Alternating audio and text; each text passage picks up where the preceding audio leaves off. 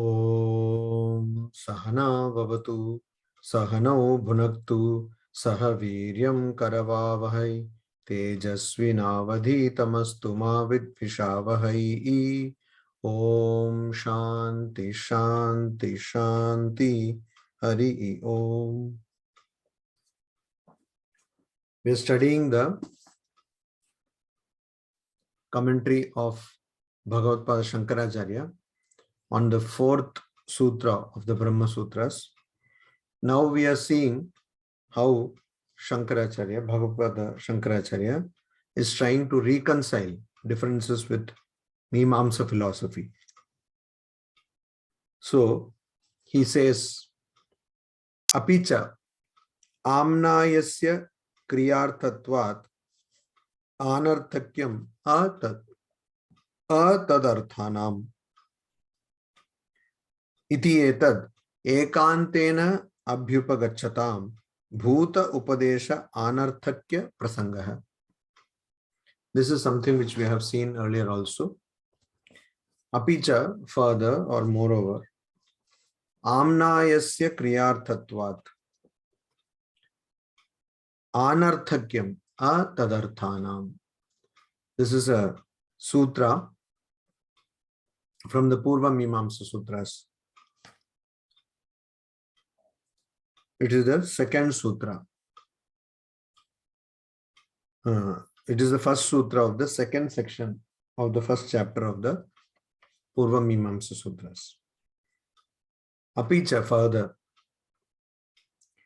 So, amnayasya kriyarthatvat, because the artha or the purpose of amnaya or the Vedas is kriya, is action.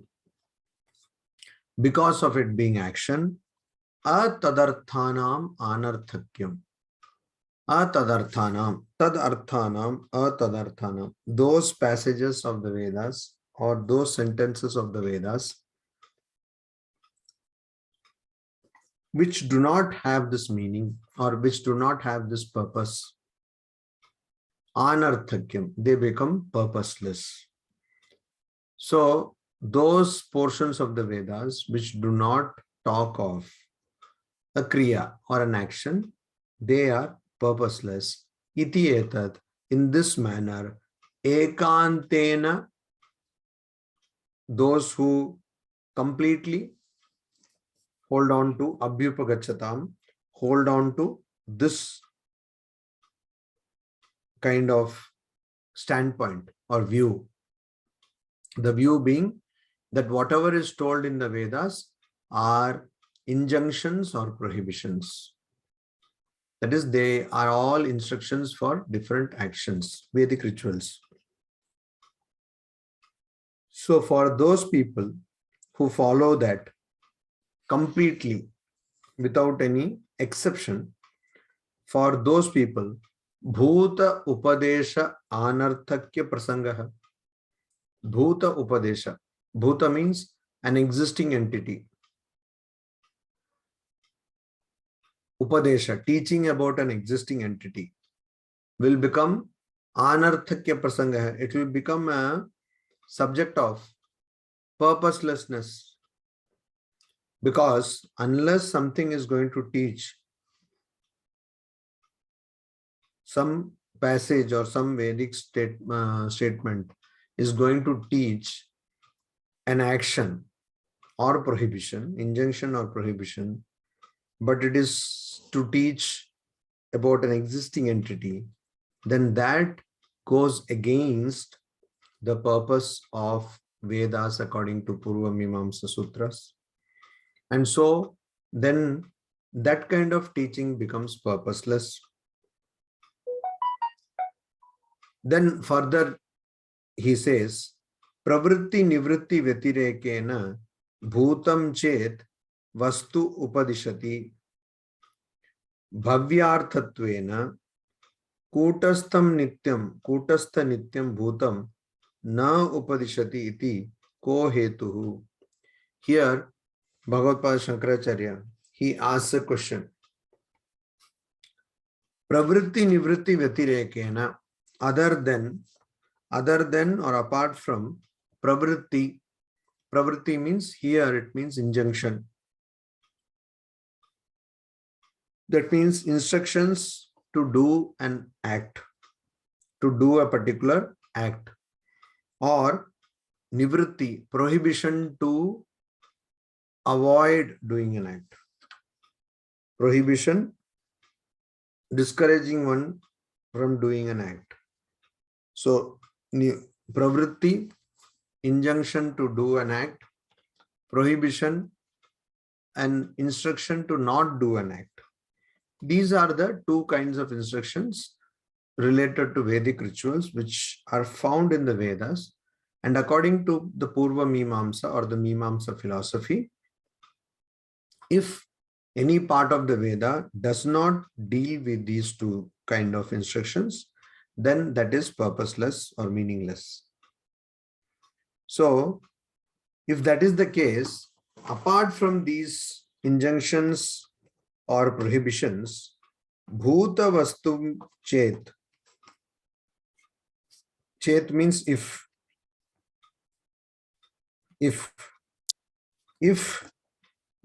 bhuta vastu, bhutam vastu means existing entity. Upadishati, it teaches. Bhavyarthatvena, for the sake of arthatvena, for the sake of bhavya, what is going to come. So the idea here is this. If a person has to perform an action, say a Vedic ritual, that person has to use many things which are already existent. That person has to, for example, use a spoon, a ladle, to offer the oblations. That spoon is already existing object. Similarly, there are so many things which are already existing, which have to be used for the purpose of doing that particular action. So the Vedas are talking about those objects which are already existing, which are necessary to perform a particular Vedic ritual. So here that is the chet. If the Vedas can teach about a bhutam vastu, an already existing entity, for the sake of bhavyarthatvena, for the sake of performing a ritual which will bring something in the future. Bhavya means what is going to come. Arthatvena, for the sake of that. So the idea is, now we have to understand the Vedas, they talk about a pravritti. They say vidhi, an injunction. You perform this ritual. For performing that ritual, you need certain things which are already existing. You are not creating those things. They are already existing. The Vedas teach you to use those things and perform the ritual. So that means the Vedas are definitely talking about already existing things, which was an objection by the Mimamsakas, that the Vedas don't talk about already existing things. But it is not true. They do talk about already existing things. Only thing is they talk about such things in connection with a particular Vedic ritual, which will bring something in the future. Or that Vedic ritual is going to be accomplished. That has not happened now. It is going to happen in the future. And based on that, or for the sake of that, so many things are described which are already existing. If that is the case, for the sake of what is going to come, then Kutastha Nityam, the immutably eternal, Bhutam, existing entity, na upadishati, it does not teach. It means the Vedas do not teach. Iti, this, kaha hetuhu, for what reason? So the idea is, if for the sake of something that is going to come into being in the future, the Vedas can teach about existing entities. That means if for the sake of Vedic rituals, the Vedas can teach about existing entities, then what is the reason that it is not teaching about an existing entity called Brahman, which is immutable and eternal, or immutably eternal, and an existing entity? So what is the reason for it not teaching about that? Here, Shankaracharya, he brings out the fallacy in the logic of the Mimamsakas. The fallacy in the logic is this: if already existing entity which is necessary to perform a Vedic ritual is being taught, then why should not Brahman or Atman, which is ever existing, which is not divisible, which is infinite, why should that not be taught? That is the idea. So then, nahi bhutam upadishyamanam kriya bhavati akriyatve api bhutasya kriya sadhanatvat. So, nahi bhutam upadishyamanam kriya bhavati. So here, the question is that if you can teach about existing entity for the sake of doing a Vedic ritual which is just going to come in the future, then for what reason does the Veda not teach about immutably, eternally existing entity? So the answer is nahi, indeed, bhutam upadishyamanam kriya bhavati akriyatve. So here the idea is nahi bhutam upadishyamanam kriya bhavati. What is being taught? Nahi upadishyamanam bhutam upadishyamanam kriya bhavati. What is being taught? That is about an an existing entity. What is being taught about an existing entity by the Veda? That na kriya bhavati. It does not become an action. It does not become an action. It will never become an action. So that is the objection. So indeed, it will never become an action. So nahi bhutam upadishyamanam kriya bhavati. What is going to be taught? That existing entity, it will never become, it does not become kriya na bhavati. It does not become an act. It does not convert it into an action. Then akriyatve api bhutasya kriya sadhanatvat kriyartha eva bhuta upadesha iti chet na esha dosha. Akriyatve api bhutasya kriya sadhanatvat kriyartha eva bhuta upadesha iti chet. So here what is told? Akriyarthatve api. Akriyatve api means although it is not an act. Akriyatve api bhutasya kriya sadhanatvat. Because the existing entity is kriya sadhanatvat. It is a means for accomplishing an act. Kriyartha eva, for the act alone, bhuta upadesha iti chet. The instruction about an existing entity is there, if one were to argue like that. So the question was, if for the sake of what is going to bhavyartha, what is going to come in the future, if for the sake of that, some existing entities can be taught by the Vedas, then why can't Vedas teach Brahman, which is immutably eternal? That was the question. That is being answered here, that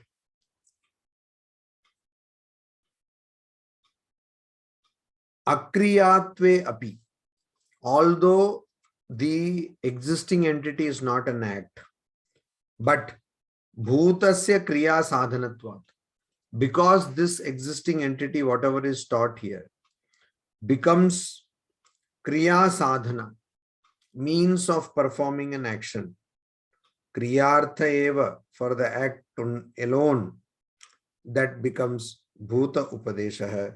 It is instruction about the existing entity. So that means if an existing entity is helpful or auxiliary or subsidiary or ancillary to that ritual, and then we have to take that existing entity is definitely producing this ritual or the fruit of the ritual.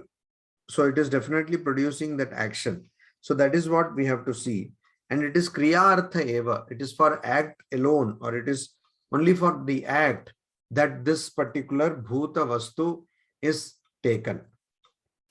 Existing entity is taken. Iti chet, if one is contending like that, na esha dosha. No, that is not a defect. Because kriyarthatve api, though it is meant for the sake of a particular action, kriya nirvartana shaktimat, because one has the capability of doing an action, vastu, existing thing, upadishtameva kriyartatvam. So, na esha dosha hai, kriyartatve api kriya nirvartana shaktimat vastu upadishtameva. So this is not a defect. Why? Kriyartatve api, though kriyartatve api, though it is an existing entity, though it is not an act, it has got kriya nirvartana shaktimat. It has got the shakti, the capability of accomplishing nirvartana, accomplishing a kriya. And that is why vastu upadishtameva, that particular vastu upadishtam, that upadishtam means taught, vastu means that particular object which is already existing is taught. Why? Because though it is not directly an act, but it is capable of accomplishing an act, completing an act. So that is why vastu upadishtameva. Kriyarthatvam tu prayojanam tasya. Kriyarthatvam tu tasya prayojanam.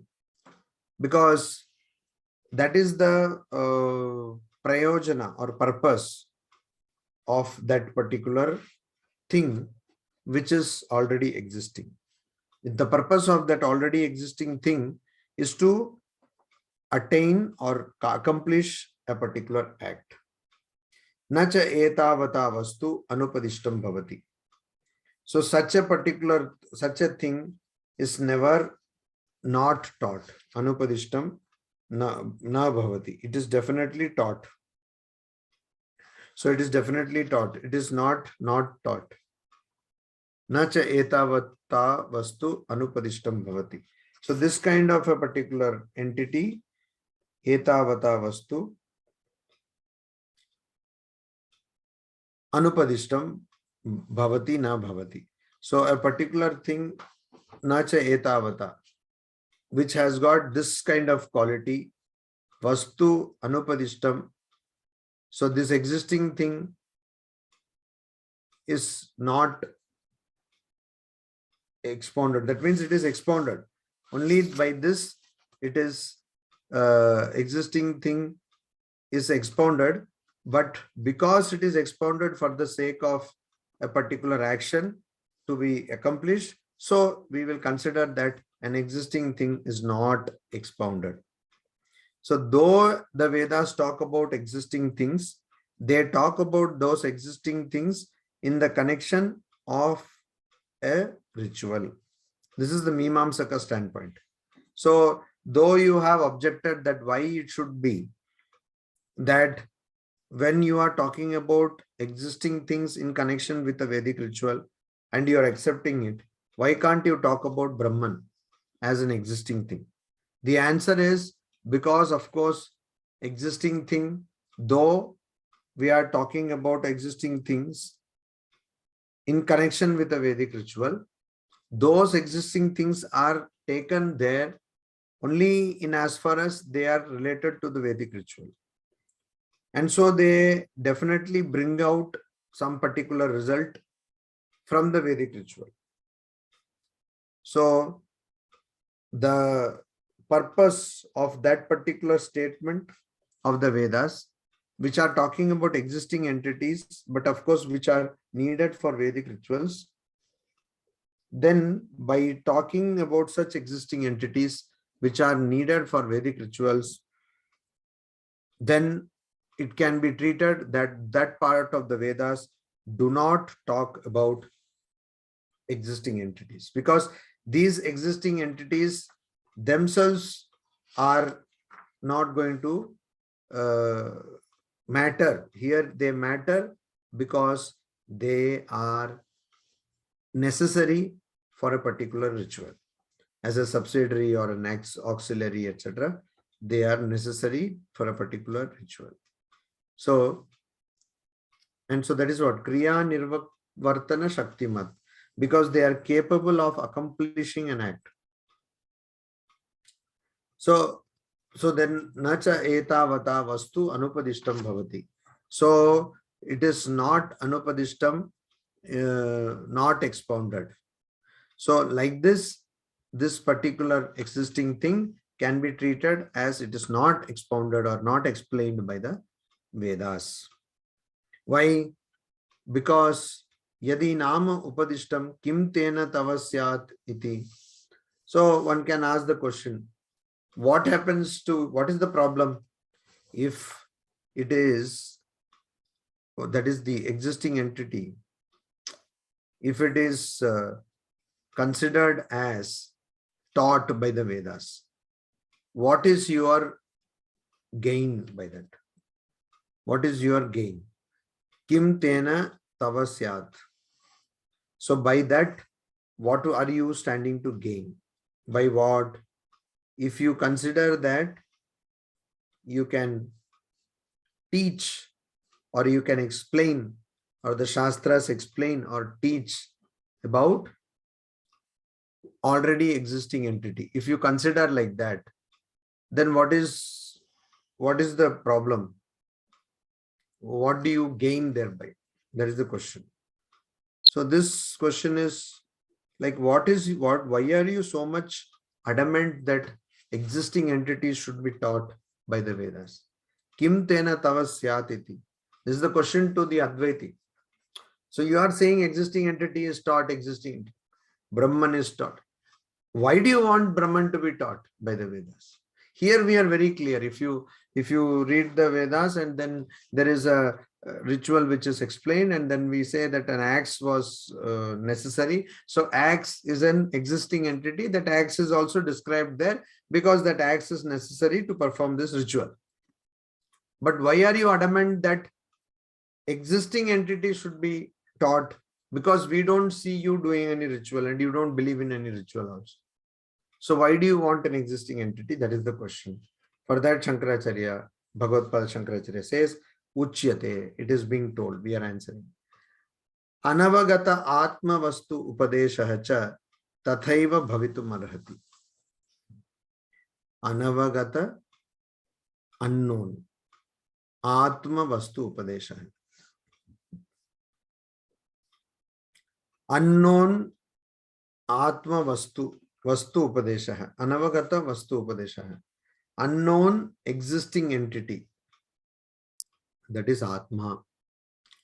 Unknown existing entity, that is Atma.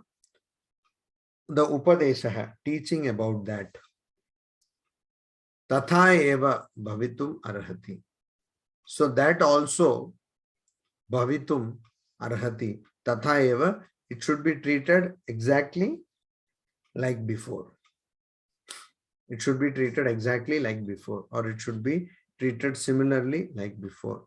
Bhavitum arhati. It deserves to be treated like before. That means this teaching about self, Atma, which is unknown, means what? Unknown means, it does not mean that we don't know about it. It just means that we have not realized it. We have not realized it. Intellectually, we might know, but we have not realized it. So that is why it is unknown.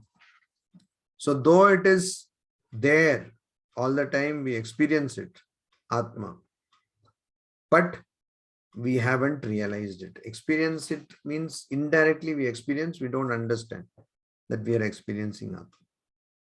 So, but that is why it is called unknown. And so unknown existing entity, this unknown existing entity, because it is taught, the Vedas are teaching this unknown existing entity, this teaching should be treated equally in the same manner as the Mimamsakas treat the existing entity which is necessary as a subsidiary to an act. That means, for example, we saw the example of a spoon. So a spoon is necessary. It is an existing entity. But the Vedas talk about a spoon because it is necessary to perform the Vedic ritual, yajna, Vedic ritual. So similarly, here also it has to be treated on a par with the existing entities or existing things which are used as auxiliary or ancillary for the purpose of fulfilling a Vedic ritual. So it should also be treated like that. Why? The answer is here given. Tad avagatya mithya jnanasya samsara hetoho nivrittihi prayojanam kriyate iti avishishtam arthavatvam kriya sadhana vastu upadeshena. Tad avagatya. So here we have to see the similarity. The similarity is this. In a Vedic ritual, you have to perform that ritual. And that ritual has been enjoined by the Vedas. The Vedas instruct you to perform that ritual. For performing a particular ritual, you need so many things. All these things are already existing. And so those already existing things are also talked of in the Vedas for the sake of the purpose of achieving the goal of getting a Vedic ritual done, accomplishing a Vedic ritual. That is the goal. And that is the Amnayasya Kriyartatvat. That is the purpose of all Amnaya or Vedas. So because the statement of existing entity, statement about existing entity helps in accomplishing the purpose of the Vedas. That is, according to Mimamsa, purpose of the Vedas, that is performing an action. So if that is the case, then the statements about the existing entity Brahman should also be treated on a par with these kind of statements. So if we treat equally, then these statements also will be valid. How they are valid? Because if you tad avagatya means Atma, about Atma, once you know, mithya jnanasya sansara hetoho nivrittihi prayojanam kriyate. Mithya jnanasya sansara hetoho, the cause of the entire samsara, transmigratory cycle, cause of repeated birth and repeated death, samsara, transmigratory cycle, the cause of that is what? The cause of that is mithya jnana. Mithya jnana, false knowledge. Mithya jnana, false knowledge. So this mithya jnana is nivrittihi. One has to get rid of this mithya jnana. One has to stop this mithya jnana, false knowledge. And so if one stops that mithya jnana, then nivrittihi prayojanam kriyate. Means when all this false knowledge is stopped, or you put a stop to avidya, maya, adhyasa, etc. Means when that false idea of oneself is removed. Stop means it is removed. That idea of that false idea of self is removed. Then what happens? Nivrittihi prayojanam kriyate. Then the purpose, prayojanam, purpose becomes nivritti. That means moksha, nivritti. So sansara hetoho nivritti. The cessation or the removal of the cause of this universe, which is ajnana, ignorance. So ignorance is the cause of the universe. That is removed, and that is the prayojana. That is the purpose here. Iti, in this manner, avishishtam arthavatvam kriya sadhana vastu upadeshena. So here, this particular purposefulness or arthavatvam, being purposeful, is avishishtam kriya sadhana vastu upadeshena. It is non-different. Avishishtam, non-different. It is the same as kriya sadhana vastu upadeshena. It is same as the purposefulness of a vastu, already existing entity, which is kriya sadhana, which is the means of doing Vedic ritual. So the idea is, if the Mimamsakas say that yes, we teach about existing entities, but then that purpose of that kind of teaching is kriyarthatvam tu tasya prayojanam. If like that,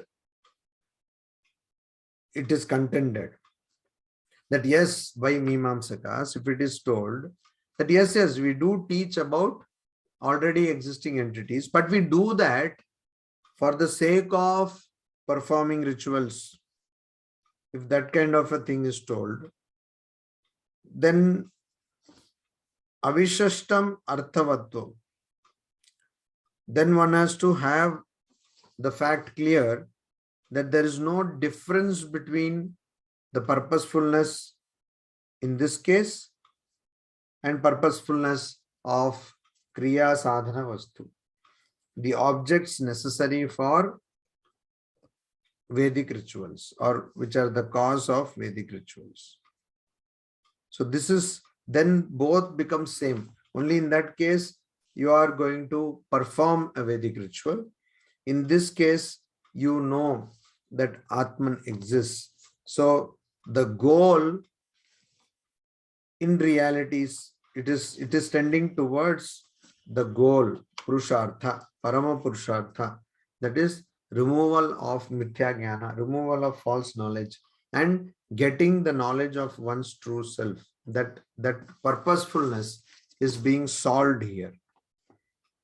Because here also, Mimamsaka, according to Mimamsaka standpoint, an existing entity is talked of because of it being a means to action, Vedic ritual. Here in Advaita also, we can say, yes, this existing entity, statement of existing entity in the Vedas is talked of because of the cause, because of it being the cause of removal of false knowledge. Because of it being the cause of removal of false knowledge. So there also one has to take it on the same footing, on a par. You have to take it on the same footing. And so you have to treat it as though, just like you treat the teaching about existing entities, which are necessary, which are a part of, which are subsidiary to Vedic rituals. So like that, here whatever is told about existing entity Brahman is also like that. That is the idea we get here. Also, further clarification Shankaracharya gives. Apicha brahmano na hantavya iti cha evamadya nivrittihi upadishyate. Here, the idea is that you see that Mimamsa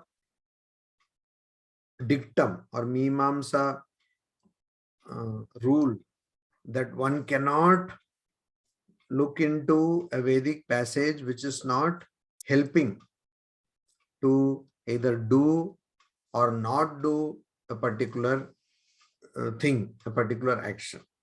So if a Vedic passage is not telling us to do something or not telling us to avoid something, then that Vedic passage is purposeless.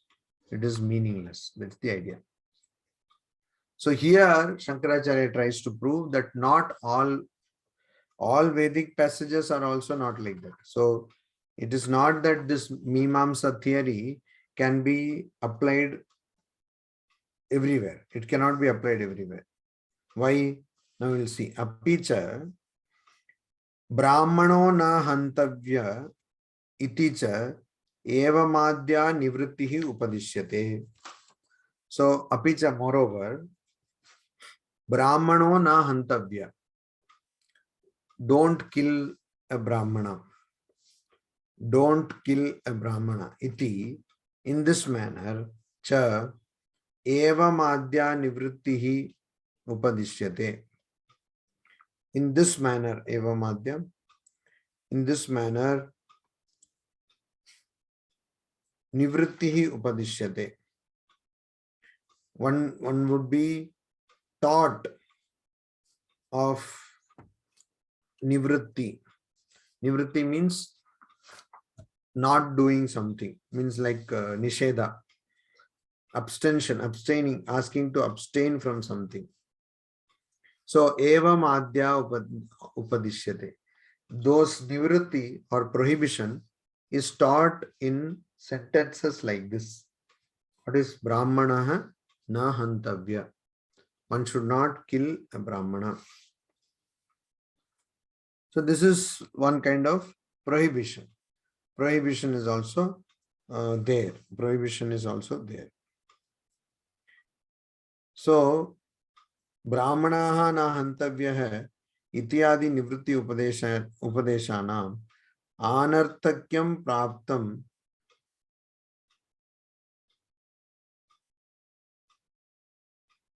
brahmanah na upadeshah iti cha evamadya nivrittihi upadishyate. So in this manner, starting like this, the prohibition is taught. Nacha sa kriya. Brahmanah na hantavya. That Brahmana should not be killed. Nacha sa kriya. That portion or that text is not, that is not kriya, that is not action. Na api kriya sadhanam. It is also not something which is subsidiary or which is the cause of one's performing an action, or it is not a subsidiary or auxiliary or ancillary to a particular action. So brahmano na hantavya iti cha evam madhya nivritti upadishyate na cha sa kriya. It is not an action. Na api kriya sadhanam.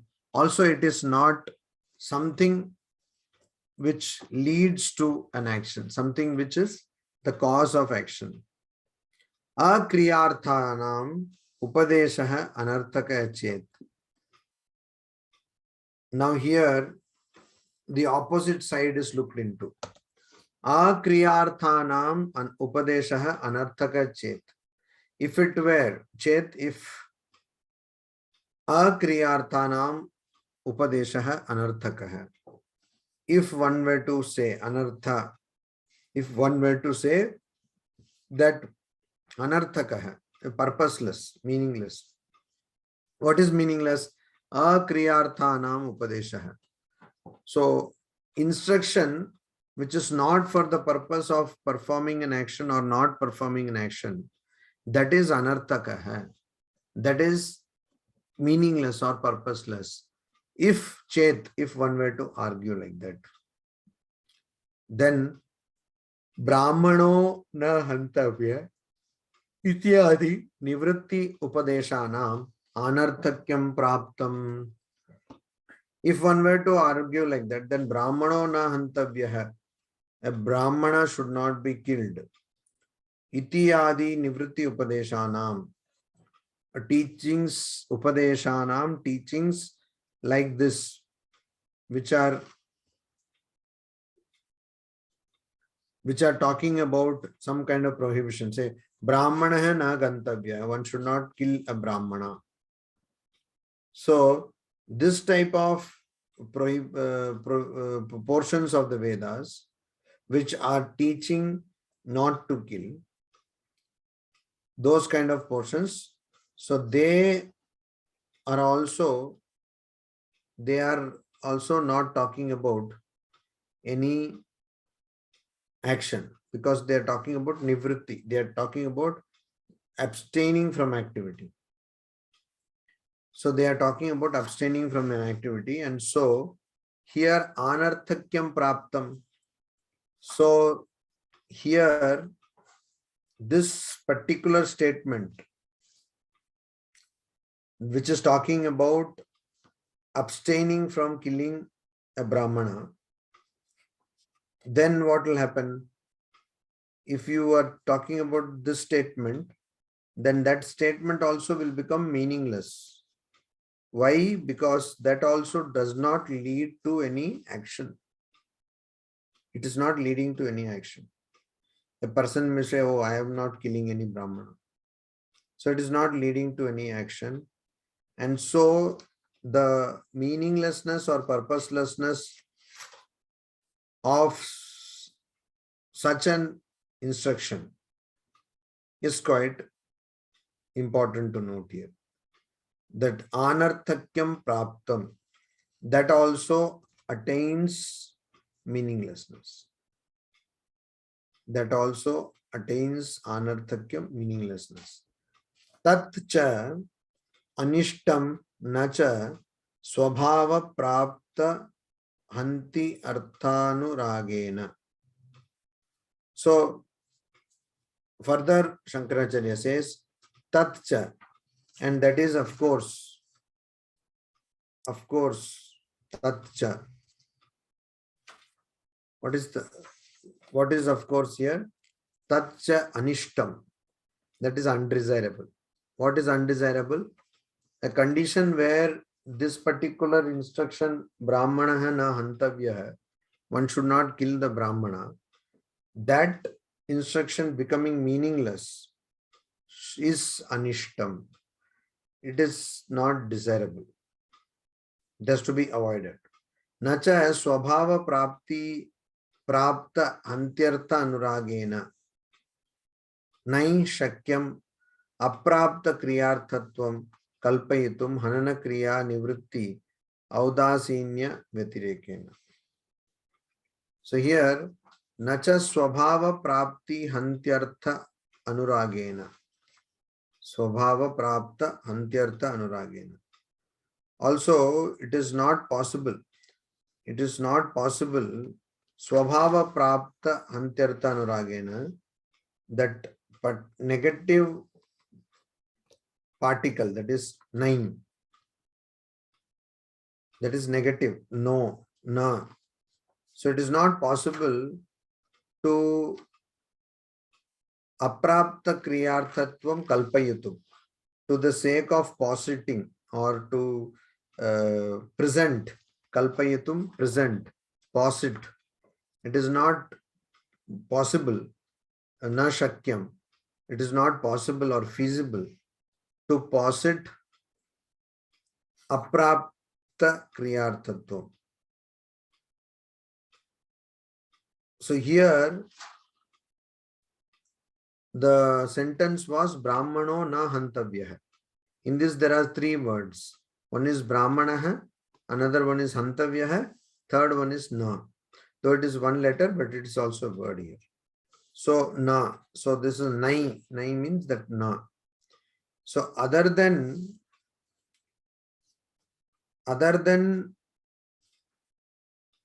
an audasinya. Audasinya means indifference. Nivritti audasinya vyatirekena.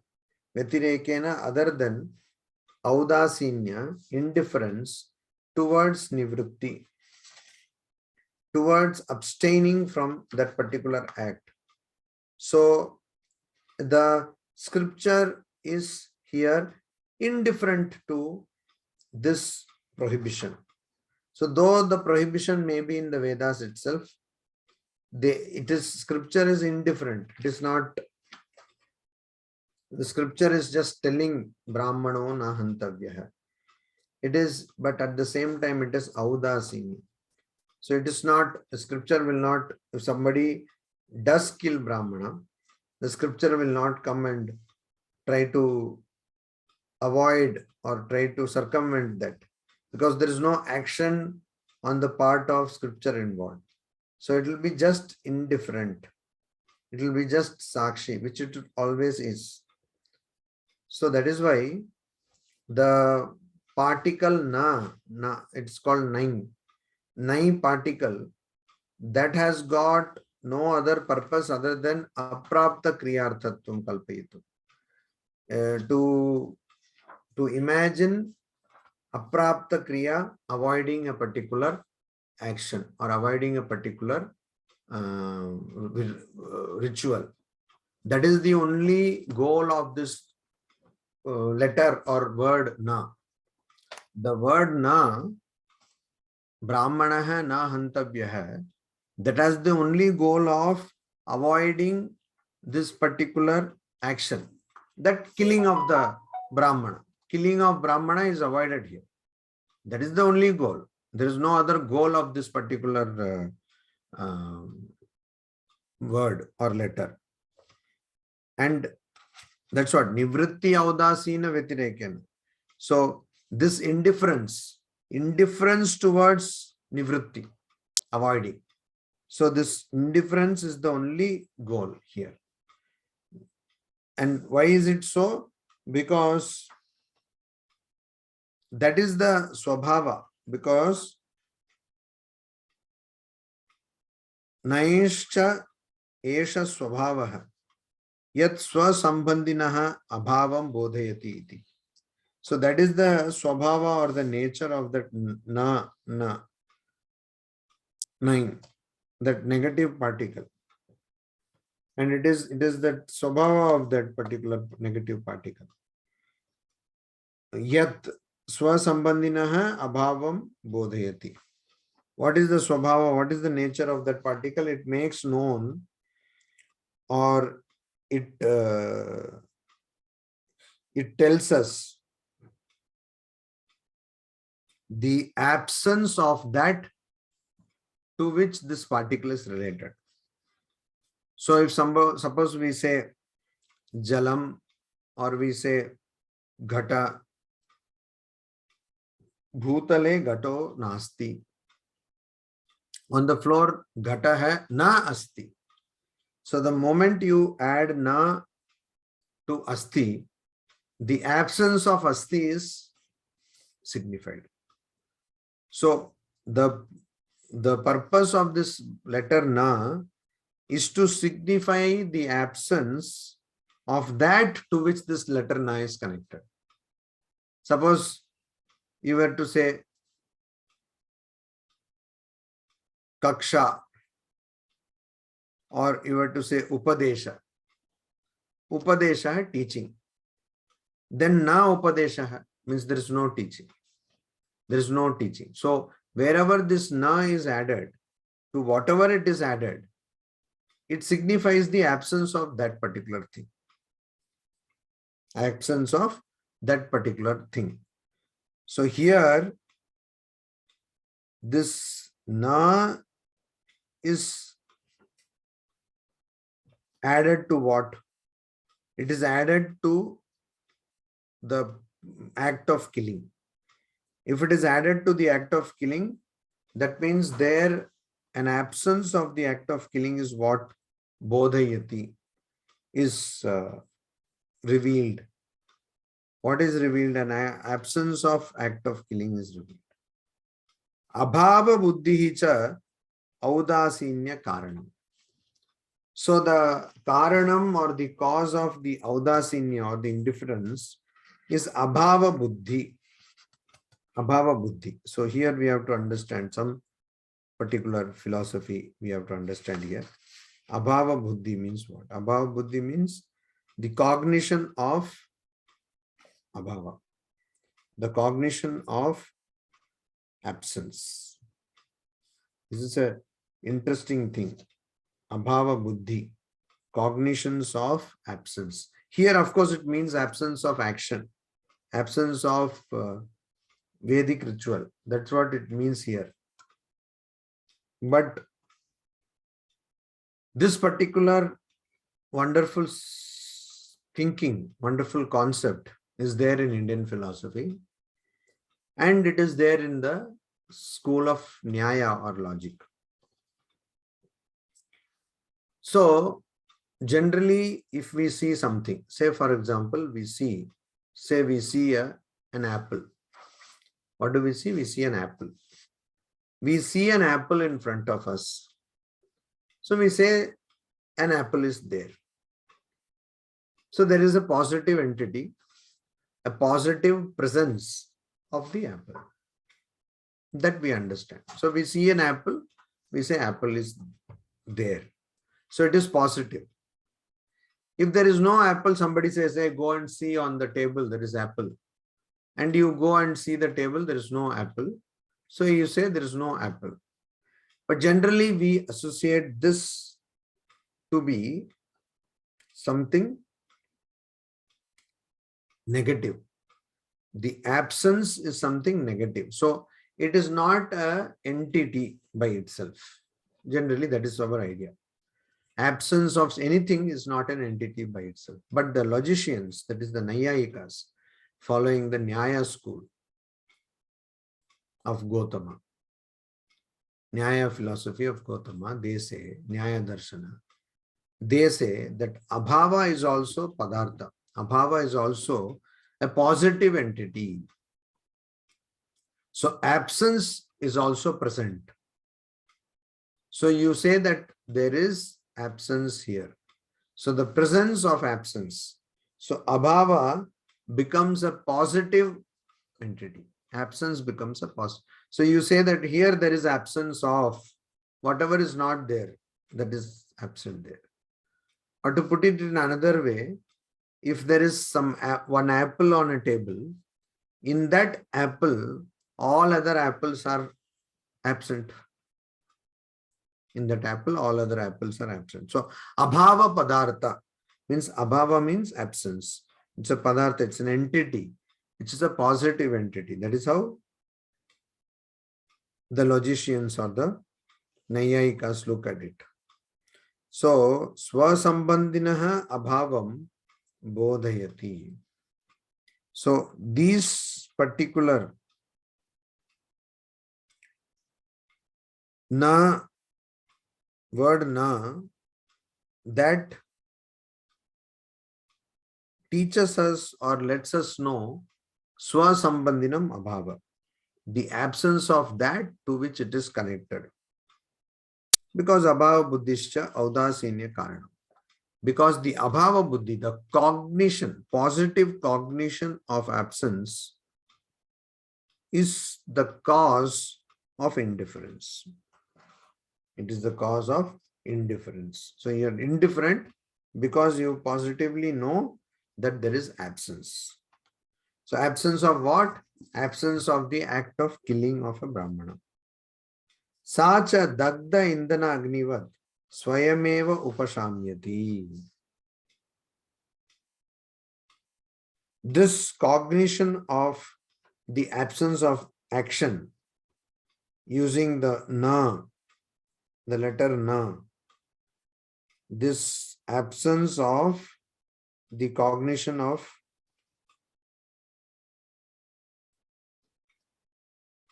absence of actions. cognition of absence of action, that is it is indifference towards that. So audasinya karanam, the cause of this absence of action, it causes indifference. Sacha, that is the absence of the cognition of the absence of action. Cognition or the presence of knowledge of absence, that is cognition of absence of action. That dagda indana agnivat swayameva upashamyati. Dagda indana agnivat. So the fire of which agni is dagda, that means the indana is dagda. That means the fuel of the fire has been consumed. So the fuel of fire has been consumed. That means the fire is gone. The fire also is gone. Fuel of dagda indana. Indana means fuel. Dagda means burnt. So there where fuel has been burnt, that fire, that which has exhausted its fuel, that means that fire is also going away. Swayameva upashamyati. Similarly, that cognition of absence, that also gets upashamyati, it also gets extinguished. Swayameva, of itself, of its own self, it gets extinguished. And so tasmat prasakta kriya nivritti audasinyameva brahmanah na hantavyah iti adishu pratishedartam manyamahe anyatra prajapati vratadivyah. Tasmat, therefore what? Therefore, this indifference, this audasinya, that is prasakta kriya nivritti. Prasakta means that which is there. That here, of course, prasakta means that which is there in one's head. That which is there at that particular context, in that particular context. So prasakta kriya nivritti. So there, prasakta kriya nivritti, that particular kriya nivritti or stopping of action which is there, which is present there, which is at one's hand, at hand. So prasakta kriya nivritti audasinyameva. So the indifference of that particular kriya, indifference towards that particular kriya, indifference. That is nivritti, prasakta kriya nivritti audasinyameva brahmanah na hantavya iti adishu pratishedartam manyamahe. So that is we manyamahe, we consider this to be pratishedartam, to be of the nature of prohibition, to be the nature of prohibition. Anyatra prajapati vratadibhyah. Unless, of course, it is in the case of such rituals like Prajapati's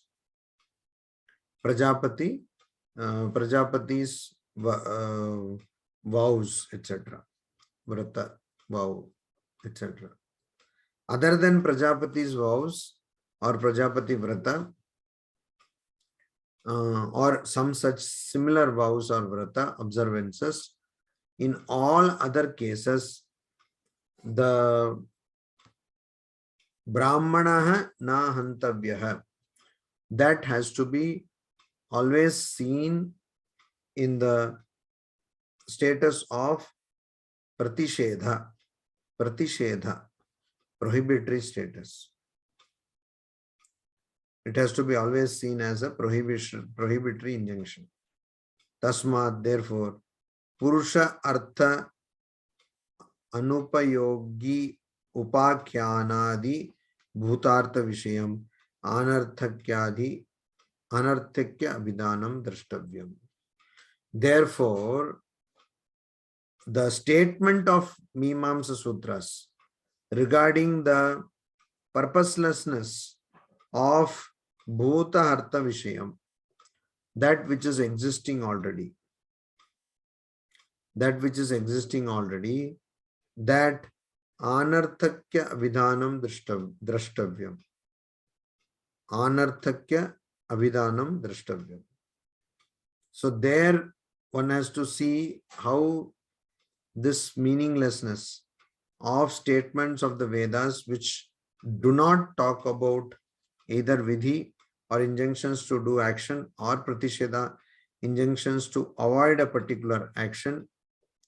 So this meaninglessness, it should be understood that this meaninglessness they have as their vishayam, as their content or their subject, purushartha anupayogi upakyanadi. All upakyana, narratives, they will have as their subject narratives. Narratives, what kind of narratives? Purushartha anupayogi. Those narratives are not upayogi. They are not conducive or they are not helpful to the attainment of any of the four purusharthas. Purushartha anupayogi. And anarthakya abhidanam. So then we drashtavyam, we see or we understand how this is anarthakya, means purposeless. And it is purposeless because it is not going to be of any use to attain the purpose of life, of no use to attain the purpose of life. So this is what it is told. Purushartha anupayogi upakyanadi bhutartha vishayam. So vishayam is bhutartha of existing entity. The subject is anupayogi, which is not useful at all for purushartha, to attain a human goal. That is dharmartha kama moksha. And anarthakya abhidanam. And so that is why it is called meaning purposelessness, because it is purposeless in this sense. Drashtavya. Drashtavya means we do see that. Drashtavyam. We do experience that. Om Shanti Shanti Shanti Hari Om Tat Sat Shri Ramakrishna Arpanamastu. I see a question here. How is it possible to practice nivritti if we accept that everything happens according to God's will, which suggests that God himself takes part in activities?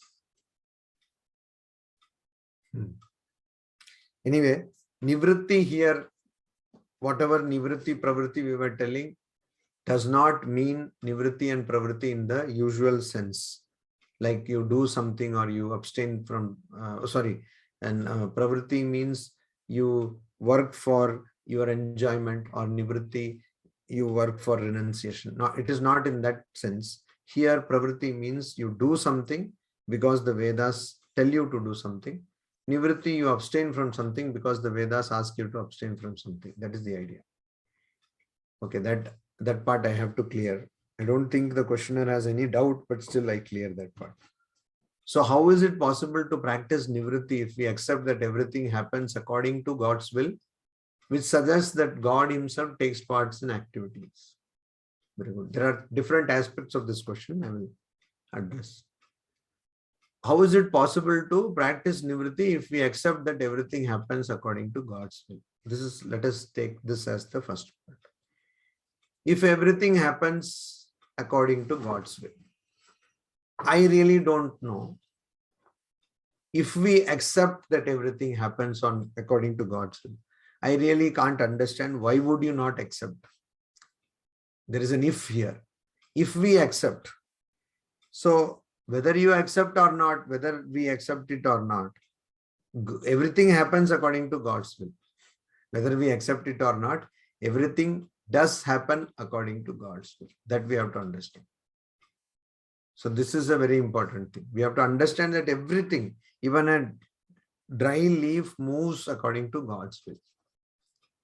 So now the problem is, if we accept that, then how is it possible to practice nivritti? Again, I don't understand the problem here. If you accept that everything happens according to God's will, then why do you need to do pravritti? Everything is happening according to God's will, then keep quiet. This question can be turned on its head like that. If everything is happening according to God's will, then let us keep quiet and not spoil God's actions. Let God act. Now the question is, how is it possible to practice nivritti if we know that God himself is doing everything, so we should also do? That is the kind of sense this question brings. So God himself is taking part in activities. How can we keep quiet? Actually, this question has been answered in the Bhagavad Gita. In the Karma Yoga, Shri Krishna says that, you see, I don't have any work in the three worlds, but still I work. So you should not work. It is not possible for you to go without work for one particular moment also. The problem is not with working or not working. The problem is attachment. So the whole point of Karma Yoga of the Bhagavad Gita is not to not do work or to avoid work. It is saying quite the contrary. It's saying you do work and you don't get attached. That is the idea. So practice nivritti. We can practice nivritti only when we understand that everything happens according to God's will. And the point is, if you really understand that everything happens according to God's will, then you will not have to practice something under compulsion. Oh, I have to practice nivritti. Oh, I have to do meditation. See, I have to. Oh, I have to pray. Oh, I have to take bath, like that. I have to, because you think it's a compulsion. Why do you think it's a compulsion? Because you don't really believe that everything happens according to God's will. That's the point. If we really know that this world is temporary, this world is impermanent, that this world causes misery, if we really understand it, even if we experience this, if we really understand, unless we understand that this world causes misery, we will have no dispassion.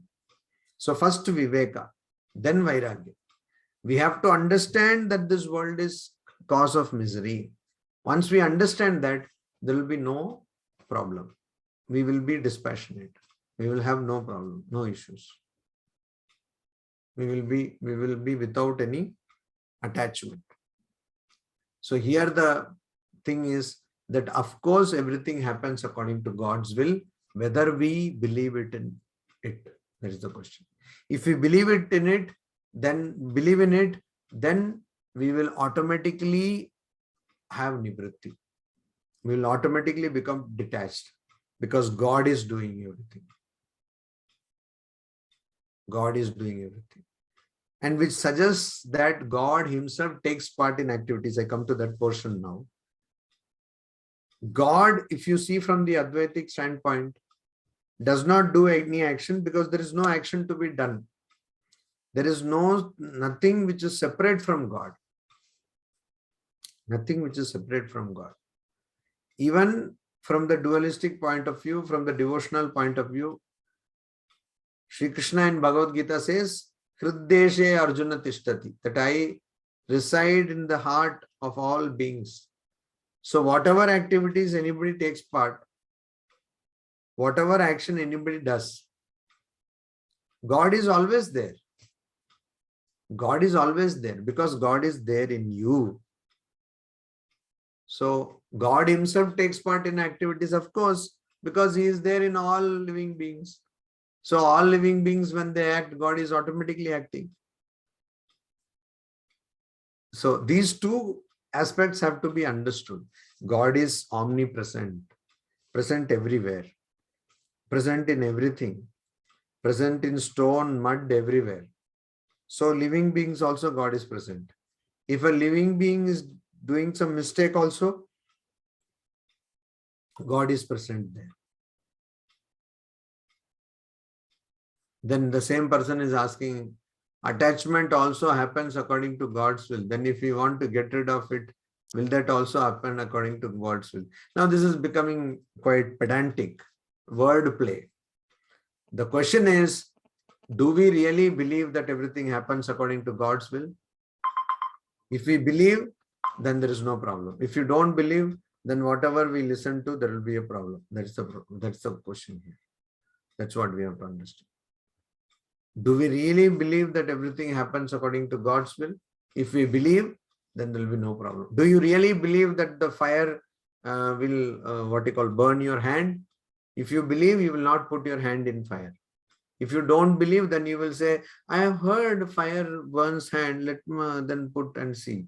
So the point is, this is more like an intellectual question, what is being asked. If we really believe in God being omnipresent, God being everything happening according to God's will, then automatically renunciation will come, automatically dispassion will come.